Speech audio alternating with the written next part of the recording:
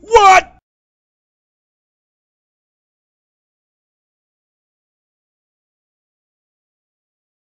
Tobago has recorded its first murder for 2018.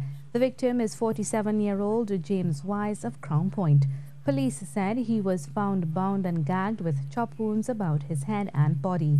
A towel was also wrapped around his head. Neighbors said they heard a commotion at Wise's house on Wednesday night and called the police. However, when officers from the Crown Point police station arrived, there was no sign of an altercation, so they left. His body was discovered the following morning shortly after 6 o'clock in front of his home. Wise was a known car dealer.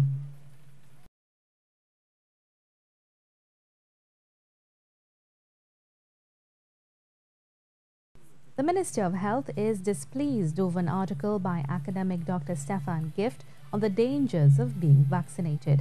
Terence Dayal Singh says vaccination programs have helped and continue to help to save many lives.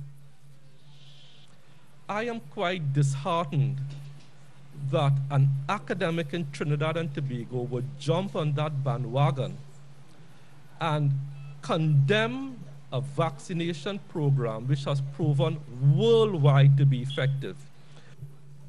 Minister speaking at the Roshan Douglas Health Centre said when people stopped vaccinating children in England, there was a rise in infection from measles, mumps and rubella. He said he was disappointed in Dr. Gift, who had penned the letter against vaccination. We in Trinidad have 70,000 doses of flu vaccine available free of charge. It is because of this we had no deaths due to seasonal flu last year. But I am so saddened that an intellectual can jump on the fear-mongering of vaccines to discourage people from getting their vaccines, and we will be having a very robust response to Dr. Gift. What?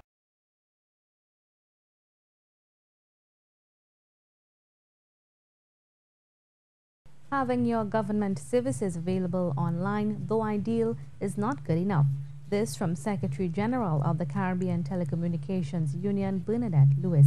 She says while the number of services being put online have been increasing over the years, governments are missing one of the most important links to make it work smoothly. The next step would be integrating government information so that it is available across all ministries. And this, what you find is that because it is these initiatives are pursued on a ministry basis, a single transaction that may require interactions with several ministries can take a long time, but if that information is integrated across the whole of government, you would find it is a more efficient system. She said this will prevent citizens' information from being duplicated across different ministries and prevent them from having to visit different offices to get issues dealt with. And CTU President Melford Nicholas says the adoption of information technology by CARICOM governments has been very disjointed due to the lack of high-level ownership by governmental actors.